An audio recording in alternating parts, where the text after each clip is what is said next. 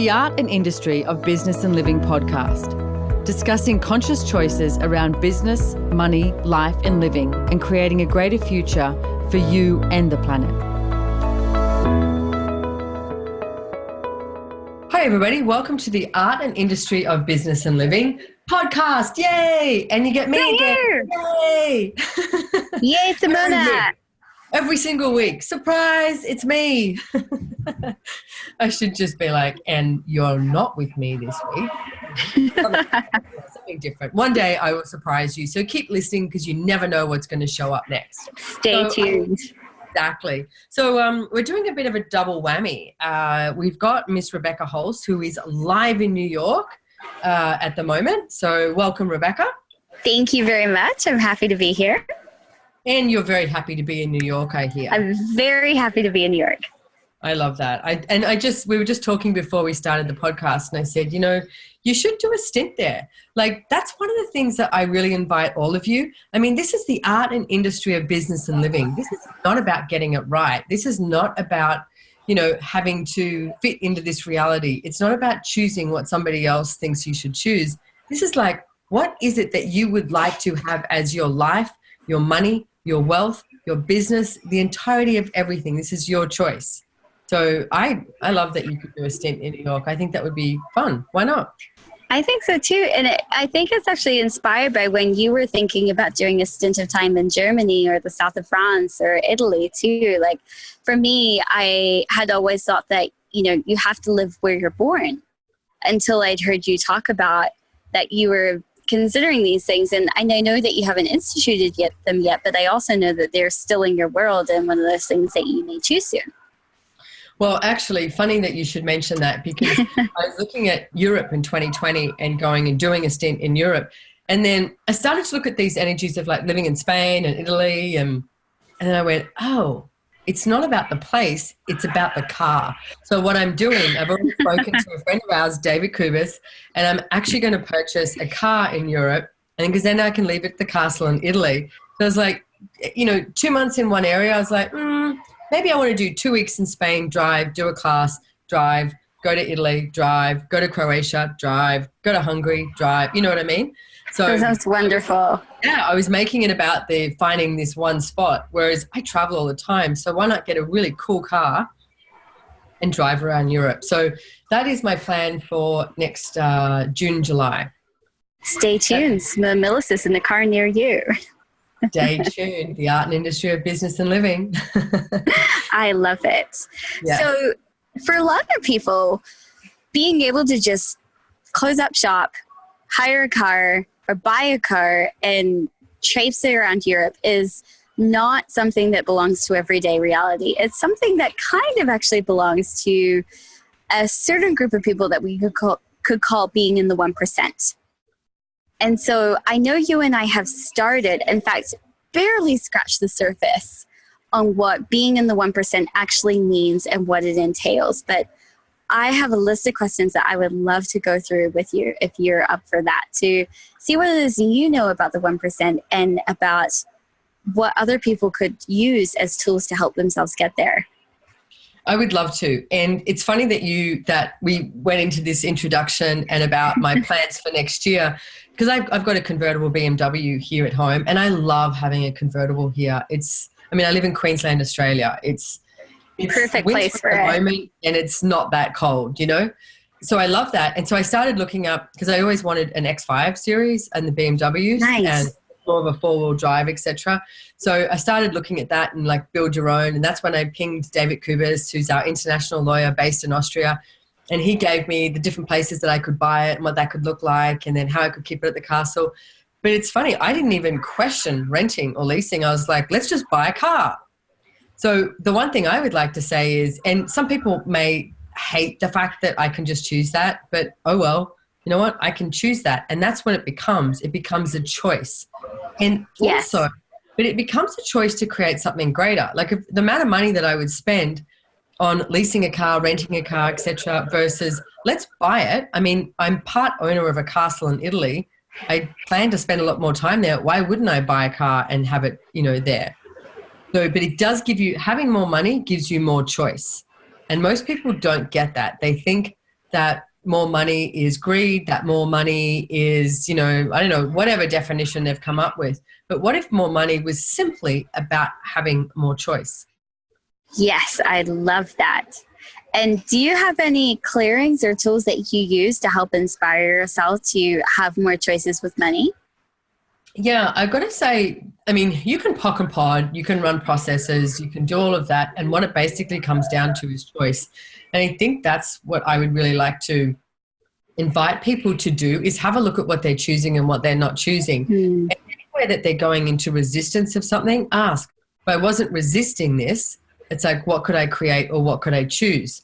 There's a story I told, I'm not sure if I told it last week, so if it is, I'm doubling up, is I start to notice these places where I'm not asking for more. For example, I was on a plane going from Australia to New Zealand, and it was an Emirates A380, which is a beautiful plane.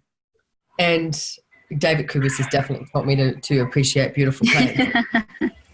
And Gary Douglas and Dane here were traveling in first class. I was in business class with a bunch of other people.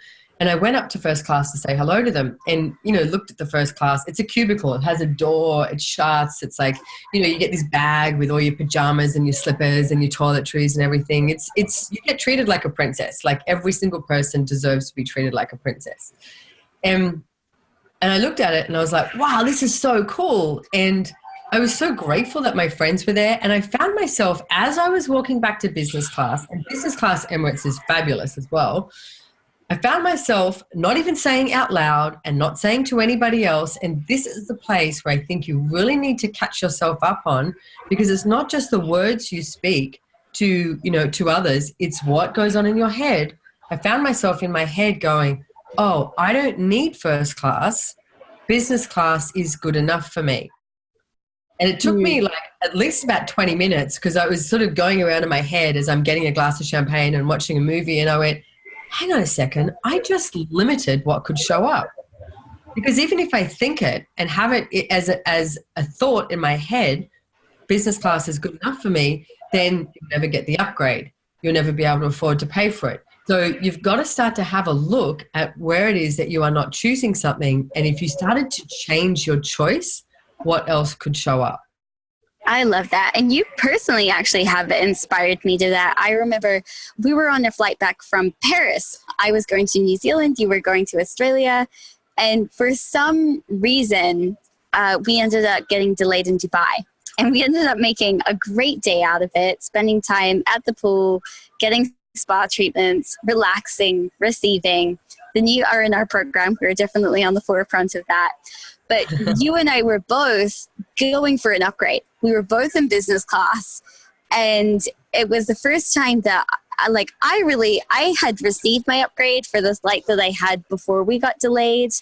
But I kept it very quiet. And I didn't really want to talk about it or say anything, like almost in case I jinxed it. And I remember you with your Qantas membership, and that's a completely other conversation. The perfect one for David Kubis to come on and talk all about the different airline programs and upgrades and using that to your advantage. But you were also going for your upgrade, and it made me go, oh, it's okay to want this. Yes. It's really okay to want this. And you don't have to hide it. No. You don't have to hide that you're asking for it. Yeah, and that was the first time that I truly had relaxed into going, it's okay to want more. And so I would love everyone to be invited, like I was from Simone, to it's okay to want more. It's okay to want to be in the top 1%. It's okay to want more money, to want more success for your business. All of these one thing I would change there, though, is the want. Yes. Okay. Because one of the things that we talk about in Access Consciousness is the word want, like I think it's like before 1937, actually has the definition to lack. So like Rebecca is saying here, it's okay to want more. It's okay to want more money. It's okay for this. What you're actually saying is it's okay to lack of money. It's okay to, lack of, desiring more. So what if instead you start, and that's the whole thing. If you change your verbology with how you speak and how you think and go, okay, so what would it take for me to, have an upgrade? What would it take for this to show up? And it's okay for you to desire something more. It's okay for you to ask for more. Absolutely. I mean, I've got some Europe trips coming up, and I was like, God, it would make sense if we actually got a private jet from London to the castle. There's 4 of us. And the only thing that I come up with too is like, how are we going to get our luggage there? Because we tend to chuck it on. And private jets don't take on that much, luggage. So, but start to go into question and start to go into that constant state of creation. And yes, absolutely. And most people will project at you that you've got too much. Haven't you got enough? I'm sorry, what's enough?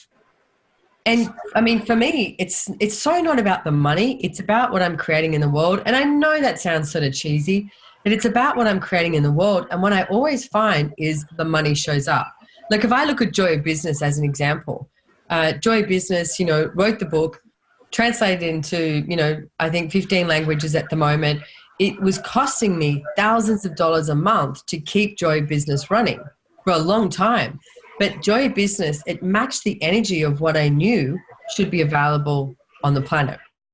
Gary Douglas, it's like he came out to Australia when, not that far off what it is now actually. Gary Douglas, the founder of Access, used to come out to Australia and do all these classes when it was 65 cents in the dollar. He'd travel economy, stay at these, very 3-star, dodgy rated hotels and have like 30 people in a class. He wasn't making money, but what he was doing was creating and generating consciousness. So what I invite you to do too is have a look at what is it that you would like to create and generate in the world. There's definitely been things that I have done. Like I just went to, this year I went to Colombia, Bogota, Colombia, and did a Choice of Possibilities class. Now, when we looked at the figures, because I always look at the figures, always. I'm always aware of the figures, but I don't create based on the figures. And when we looked at the figures, we have a formula that we work out, and I think I was down like $1,400 and Access made like, about $5,000. Okay, so not a big money spinner, okay? And I quote unquote lost money. And I look at the energy of that. There was like 8 different countries and cultures in that class. It was like someone called it like the United Nations of Latin America. That's and so I didn't cool. realize how much of a conflict they had with each other. And by the end of it, the Chileans are standing up going, I'd like to thank the Venezuelans. And it was just this awesome energy. You could not put a price tag on that. And you could never predict that. Yes, no, it's a success. So it's like if you make it about the money, it will always be about the money. So like I said, I know it sounds a little cheesy, and what I'm suggesting is if you didn't make it about the money and you made it about what you wanted to create and generate in the world, a different possibility can show up. Now, it doesn't mean excluding money. I'm always asking for more to show up and looking at more possibilities. Like at the moment, I'm starting to look at the stock exchange because it's quite volatile at the moment with different things that is going on with the US and China. So, okay, so is there a place, and what do I know, could I make money from the stock exchange right now? So it's question, always a question of what is going to create something greater. So what kind of questions are you asking?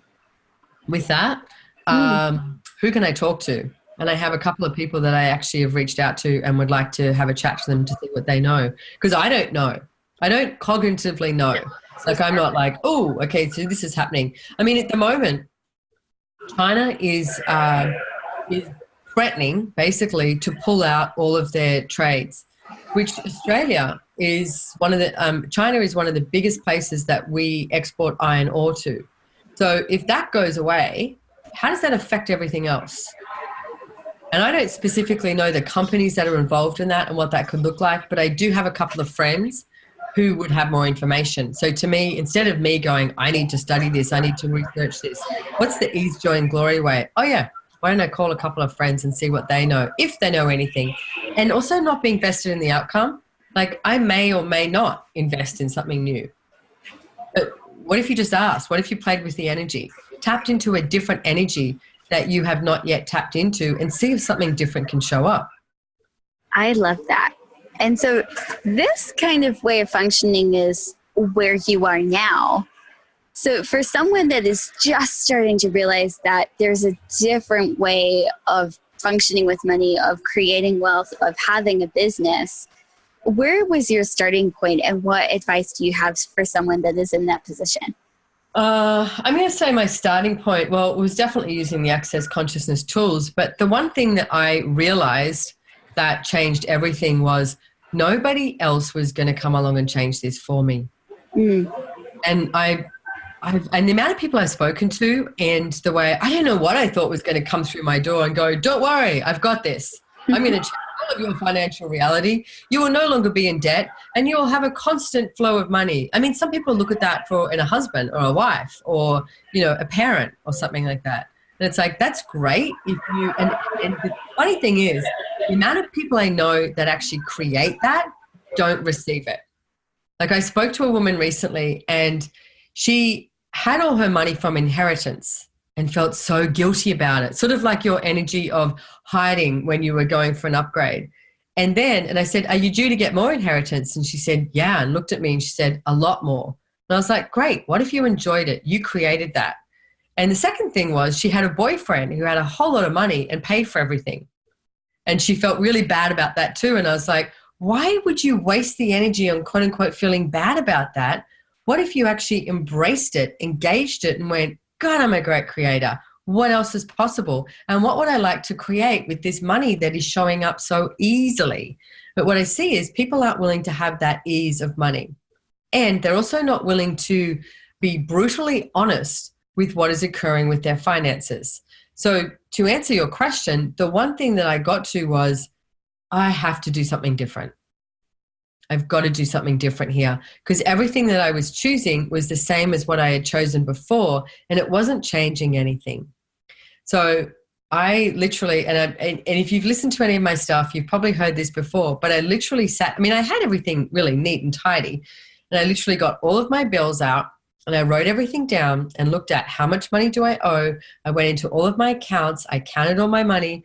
And then that's when I realized, oh, I'm $187,000 in debt. It was from all the loans I had. It was from everything. So once I got clear on it, then I could change it. And that's the thing I see so many people avoid. So the 2 steps, get clear on your finances and make the choice to choose to change it yourself, whatever that may look like. And so then from there, I know you use some of the Access Consciousness tools in a book that you read to change it. And you talk a lot about a lot of these in your different programs and classes. So would you say that you have a few favorite tools once you're aware of everything to start changing the energy behind everything as well?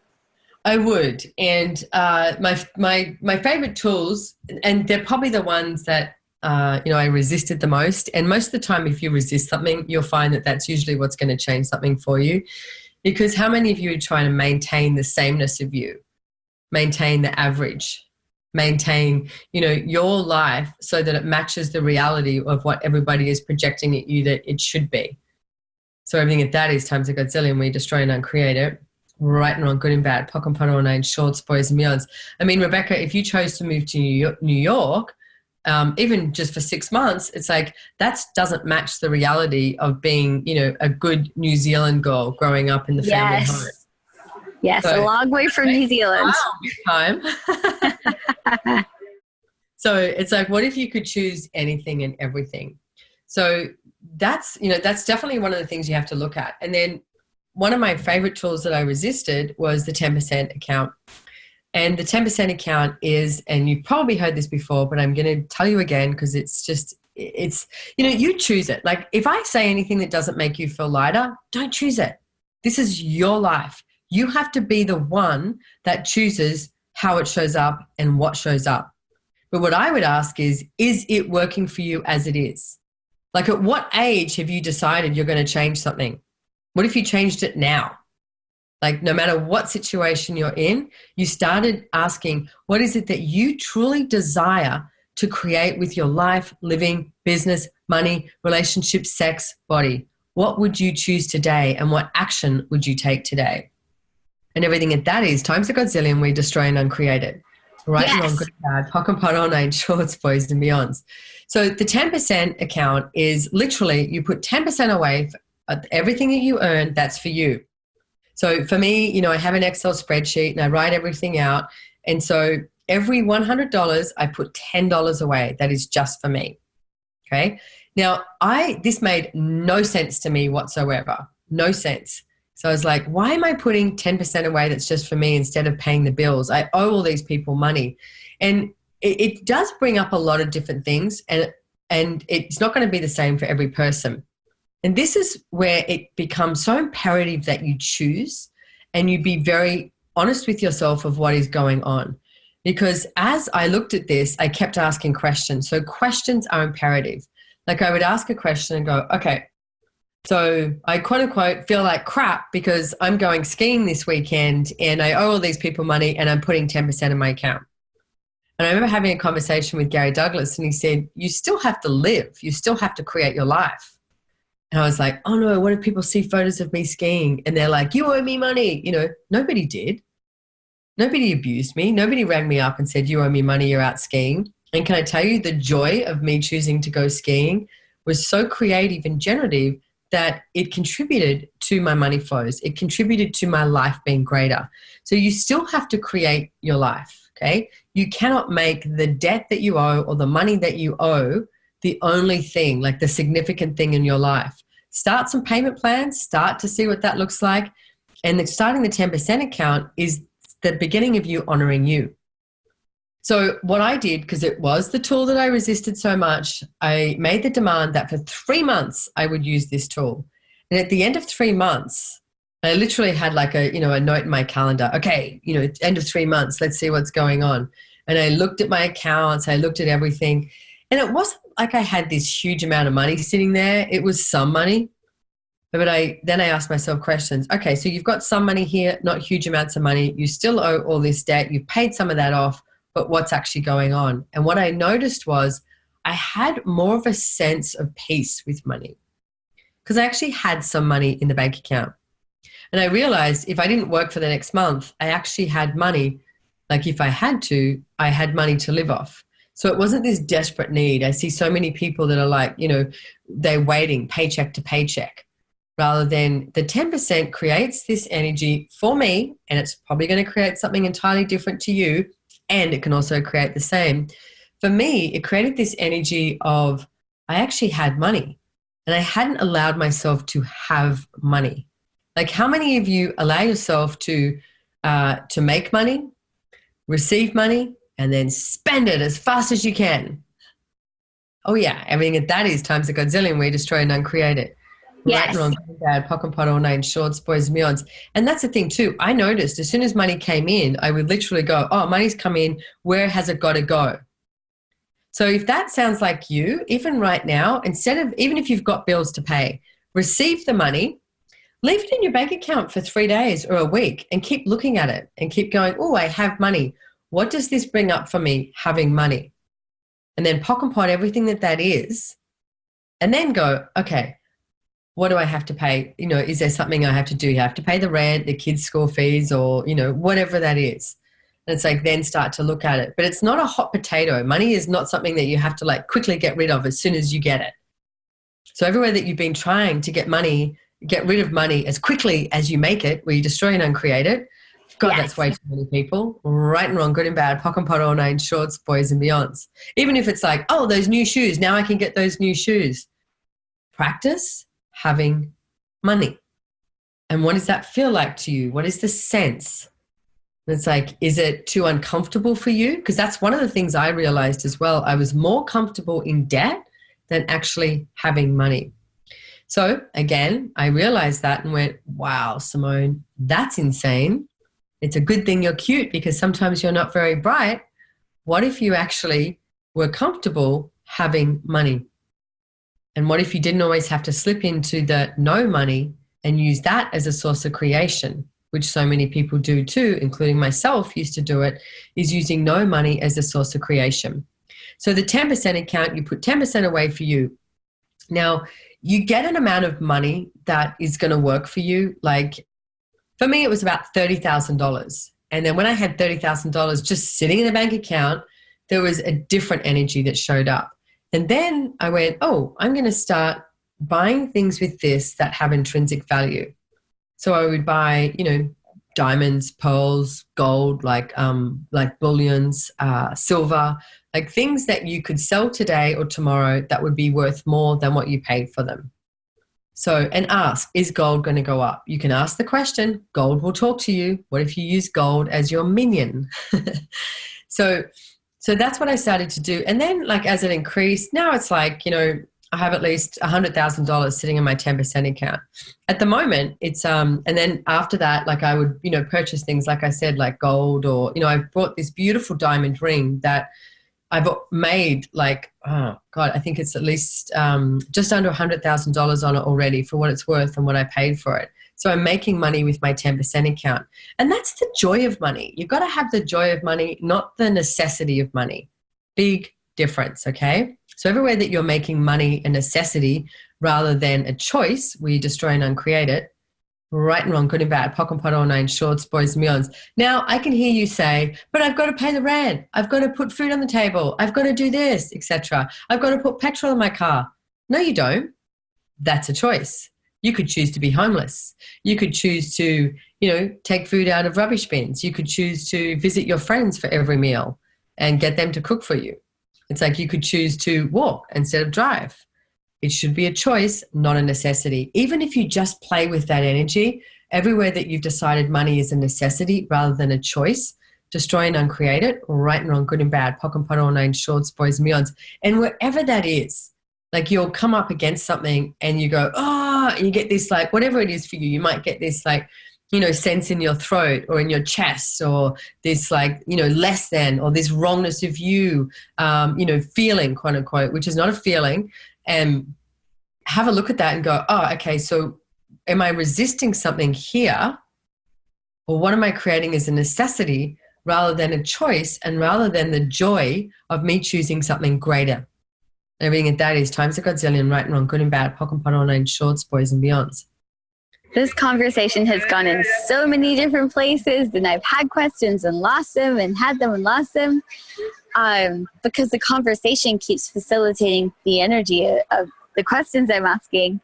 But I would love you to go more into the whole concept and tools behind that. Money is not the source. You are the source of what creates your life and living, and the income you can have in it. And so many people look at money as the source of creation, which is not true. You are the source of creation.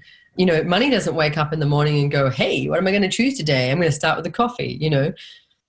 Money literally just sits there and goes, I'm some coins, I'm some paper money, or whatever it is. It's like you are the source of creation. Each choice you make, each choice you make and each action you take creates something different showing up. So by you choosing, you taking action, you perceiving the possibilities that are available and receiving the contribution that is available, you become the source of creation. I mean, if you look at, you have a party, it's like, how do you put the party together? And it's like, money doesn't put the party together. Money might pay for the flowers, might pay for the drink, might pay for the band, might pay for something, but money doesn't put it together. You are the one that chooses and takes action to create the party that you would like to show up. So what party of possibilities or what party of limitations are you currently choosing that if you didn't choose it and chose something entirely different, would allow you to exponentialize your wealth? And everything that is times a godzillion, we destroy and uncreate it. Yes. Right. I'm going to have pock and pot, all nine shorts, boys and beyonds. Because what possibilities are available that you are not yet choosing so that you can justify the limited life you are choosing? And everything that is times a godzillion, we destroy and uncreate it. Right and wrong, good and bad, pock and pot, all nine shorts, boys and beyonds. I mean, let's use you as an example, Rebecca. It's like you're in New York, you've just done a class there, you're loving it. I've been to New York and I know the energy of New York and I know you. It's sort of like a bit of a match made in heaven. It's like, the Paris girl goes to New York, Rebecca also loves Paris. And it's like, that's you at this stage in your life, like that energy is a contribution to you. So you could either, and you don't have to move to New York either, but having it as a choice creates a different reality. So if you look at the energy, and anyone listening to this, it's like, have a look at something that you're asking for to show up in your life. And then go, okay, so Rebecca goes, oh no, I can't possibly move to New York. I must go home to New Zealand. Okay. That becomes a necessity, or I must move to New York because this matches the energy where I'm at now. And that becomes a necessity, rather than the ability to have the choice to choose anything at any time. Then you can receive the gratitude you have for New York and the gratitude you have for New Zealand, the gratitude you have for traveling around the world. It's like, and then you begin to receive the energy of all the molecules in the entirety of their planet that are actually desiring to contribute to you. And everything at that is times a godzillion, right and wrong, good and bad, POC and POD, all nine shorts, boys and beyonds. Because any time you make something an answer, you will not perceive what else is going on. So if you went, oh, New York's the answer, New York's the place, New York is where XYZ is going to show up, this is it, then you will not see when something in New York is going to occur that is not a greater possibility for you. But if you're willing to receive New York as is, and you can put these into people, you can put these into whatever, it doesn't have to be cities. But then if you allow yourself to relax and receive and let down the barriers and go, hey, what can New York offer me and what can I offer New York? And then you can also, when I say this, can you also perceive the energy of New Zealand at the same time? And the energy it doesn't have to be as far away as everyone's been projecting that it is here. Yes. Yeah. Yes. Yeah. And you happen to own some, a beautiful, piece of land in New Zealand. And it's like, you can still allow that energy to nurture you and your body and your creations as you're in New York. But so many people make it about a separation. They make it about a decision. They make it about, an either or world. It's not an either or world. We don't live in a binary world. We have infinite possibilities and infinite choices. So for now, it's like, you're leaving New York tomorrow to go home, and it's like, you may never go back. You may go back. You may move there. Anything is possible. But if you make it about a necessity, then you eliminate possibilities. Yes. I love that we've gone on to this now, like poking the bear private session with Rebecca. I know. Thank you so much. Right, wrong, good and bad, POC and POD, all nine shorts, boys and beyonds. But it's interesting too. Have a look at the energy. Like for me, I've been talking about a few different things with, like I said, where I'm going to live and blah, blah, blah. And I knew that it wasn't about like rushing into something. And I also knew I wasn't avoiding anything. And I keep getting this energy for me at the end of the year.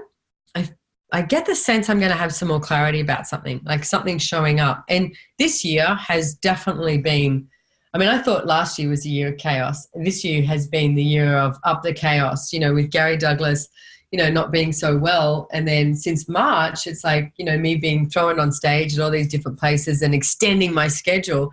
It's like, okay, and one thing I'm realizing is it's not necessarily about where my quote unquote home is. It's the energy that I create with it. Like, I'm home for 2 weeks now, which is the longest, I've been home since December last year. So what I'm realizing is I like being surrounded by beautiful, elegant things. I like having a sense of peace. I like the quiet. Like, we do travel to so many big cities, and I love going to the big cities. But at this stage in my life, it's like living in a big city is not truly what I'm choosing as my quote unquote home base. And I would also like to have somewhere in Europe, and I would like to have somewhere in the Americas as well. So what does that look like? And just playing with the energy, but not looking for a result and not looking for a conclusion, asking questions and be willing to receive the information and not resist the information that is showing up, so that you have all possibilities available.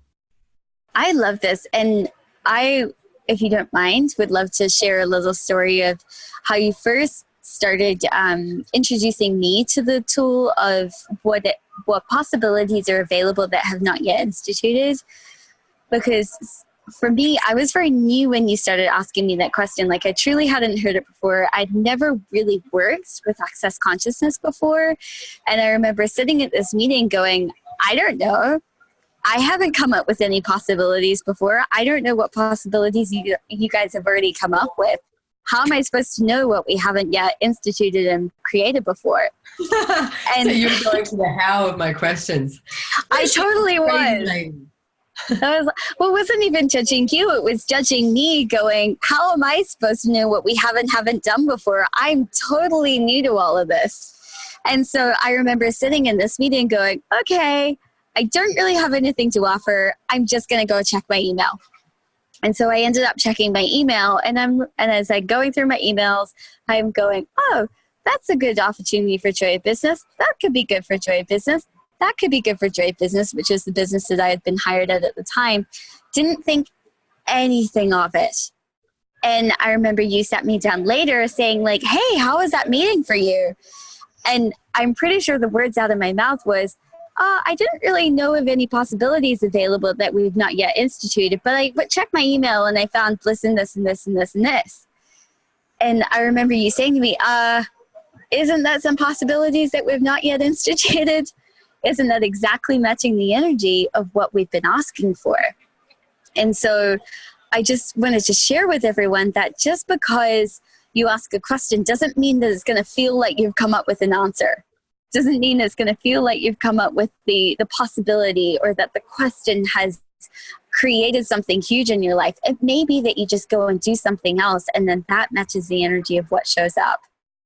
Well, it's the lightness of your awareness as well. Yes. Is what you're referring to. It's like those whispers, because it doesn't come knocking loudly on the door. Sometimes it might, but it's like it's a whisper.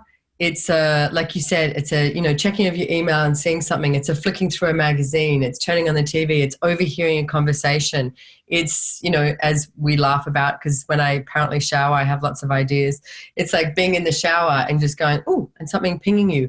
It's going for a hike. It's going to the beach. It's it's going for a run. It's doing anything. It's like that making a coffee and you go, oh, boom. You go, oh, what about that? And it's like, and how many times do you misidentify the awareness that you have as, something that's just a throwaway, rather than, oh, what is this? What generative capacities do I have that I have not yet been willing to acknowledge? And everything at that is times a godzillion, right and wrong, good and bad, pock and pot, all nine shorts, boys and beyonds. So we've talked about, where you're at now and where you are at the beginning. But there's also this whole little middle section that I would also love us to go into a bit. And I'm not sure if there's anything that's popping for you, but for me, I remember a story that you've told me where you went through some different stages of what you chose to do with your money. Oh, I think I know what you're referring to. So for many years, I would travel around the world. I had this business called Good Vibes for You, and I was importing and exporting from India and Thailand and Nepal and Tibet. And, and I would definitely make it about, I wanted to change the way people looked at themselves, and I wanted to change the way they were with the world and with the planet and with nature and how they engaged. I was like, this is crazy. This is amazing, beautiful planet. And people are walking around choosing trauma and drama. It's like, basically, what the fuck? So I had this business, and I wasn't asking for money to show up, because I definitely had the point of view that, if you had money show up, it was like that was greedy and that was doing it just for you. And it wasn't, really tapping into the energy that I would like to create in the world and invite people to. So I was literally refusing money. And that's what was occurring. I was refusing money, and I would have hardly any money. I was broke as creating this business. And then I went, you know what, Simone, maybe you should start asking for money to show up, So then I started with this energy of asking for money to show up, but I started asking for like just enough so that I could get by, just enough to pay the bills, just enough so that I could justify that I was doing good things. And then, I justified it that if I had money show up, I wasn't going to be one of these rich assholes, these rich wankers. I was actually going to do good stuff with it, okay? Which, if you look at the energy of that, means I never actually practiced the energy of having money. I practiced the energy of creating money, and as soon as I could, getting rid of it. to whoever I had judged would be a good source for receiving it. So how many times have you guys done that out there? And everything that is, and everywhere that you're going into a reason and justification for creating money, where you destroy and uncreate it, right and wrong, good and bad, pock and pot, all nine shorts, boys, meons. So that was probably, I'm going to say that's the longest, toughest step, because actually having money, but feeling so guilty, like for having money, for creating money, that I must get rid of it as soon as possible. Like I remember taking a couple of friends on a skiing trip. I bought a friend a car because they needed a new car, because I was like, well, as soon as I get this money, then I should spend it on people who need it, you know? And then I would do that. I mean, there was some stuff I was doing, like working with the Tibetan refugee women in Nepal. And, you know, I helped a couple of kids get to school there, et cetera, get educated so they weren't cleaning shoes on the streets in Kathmandu, which is a choice too.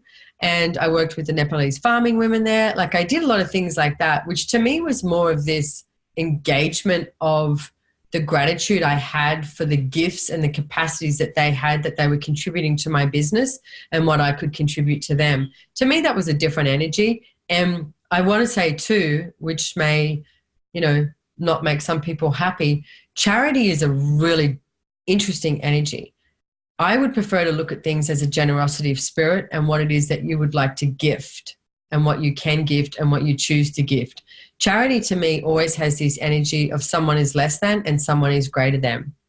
What if, and I know some people don't like this, but what if everything that you've chosen in your life, oh yeah, you chose it in your life, no matter what that is, where you chose to be born, whether it was, you know, rich, famous, poor, poverty, you know, abuse, whatever that is. What if you started to look at the energy of, if you chose that, you know, what was the value of choosing it, and what's right about it you're not getting?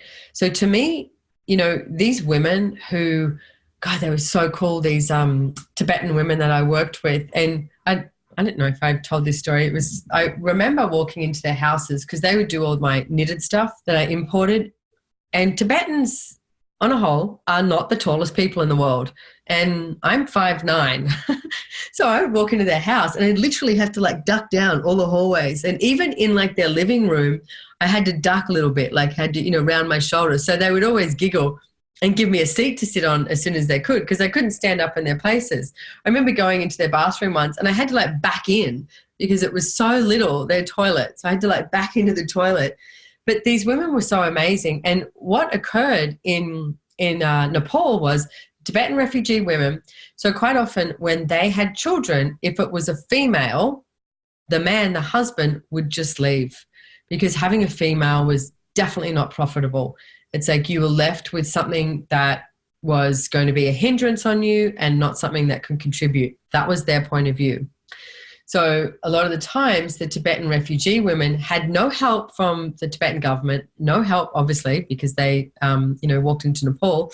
They had no help from the Nepalese government. So the women were left there with their female children. So what I started to do was I worked with these Tibetan refugee women and their daughters, which I find it very interesting. There's a lot of people who go on, you know, will say something about child labor. And with things like that, you need to look at the energy of what's occurring in the world. Like there's child labor that is, you know, not treating people well and it's abusing it, etc. And then I have no judgment or no regret of what I created. I created with these women and the children. Like I would have, you know, a 12-year-old knitting me a hat, and she was so thrilled to be learning, you know, something that she could be doing, and she would make money, and I paid them for what they made. So if this 12-year-old girl wanted to make 10 hats a day, then I paid her for 10 hats. If she just wanted to make one and go outside and play, she just made one, and she learnt how to make money. So, but I worked with these women. They made scarves, they made hats, and they made sweaters for me, and I would take them back home to Australia and I would sell them. To me, there was nothing charitable about that in any way. To me, that was such a level of contribution that we had with each other. They used to call me the white woman, and not from color of my skin. It was from doing white work is what they called it. So it wasn't black work, which is like, you know, work on the black market. They would call it that I would, the woman who did white work. because I would come there, at least 2 times a year, maybe 3 times a year, and engage with them and see what we could create. I would allow them to come up with new designs. I would come up with new designs, and we would have a look at what it is. So to me, that was such a level of contribution that you can be with each other. People, businesses, what can you create with that energy? I know we went a little bit off topic, but you know what? That's so cool. I mean, that actually brings tears to my eyes. Like that I've recently been studying Genghis Khan and how all of his era infiltrated that whole area, actually. Yeah. And that the whole white work and black work thing comes from beyond that time. Like that's a really ancient concept. That's very cool. Yeah. How does it get they believe that, if you're doing white work, then obviously good things will come to you. So, and actually, I got to tell you, that was one of the hardest things, not continuing to do the business that I did in Nepal, was from the people that I worked with. I mean, even 2 of the Nepalese guys that I worked with were these, brilliant Hindi men that were just different, And that's what I managed to create traveling around the world. Like, I used to call it the vibe. I'd walk the streets and I would meet so many different people, and I would just start chatting to them. And what I was asking for, not outright, but I would ask the questions to see what energy would show up, is, are they willing to create a future with me? Because I didn't have that much money when I first started the business. So, I might come along and say, okay, I want to buy 20 hats. 20 hats is not that much money. It's not that big a deal, but I would look at it and go, I'd like to take these home and see if I can sell them, get some feedback, maybe wholesale them, etc. So I was looking to create a future. And there were so many people who, especially in India, I've got to say, who did not desire to create a future. It was more, the mentality was, how much money can you give me today? And they would dismiss me and, be like, nope, don't want to do this, can't give you a good price, and because I would say, I need a better price. If I'm going to wholesale these, I need a better price. What can we work with here? And I get it. You can't give me the best price today, but can you give me something I can work with so I can take home, that I can create a different relationship with the people at home, etc. And there was like the 5% who got it. And we ended up creating these amazing relationships with each other for quite a few years, that I, imported from India and Nepal, Tibet, Thailand, etc. And I learned, the different energies that you can be with different people. And the ones who really desired to create a future ended up creating a future. And it never looked like that we thought it was going to look like, and yet it always showed up greater.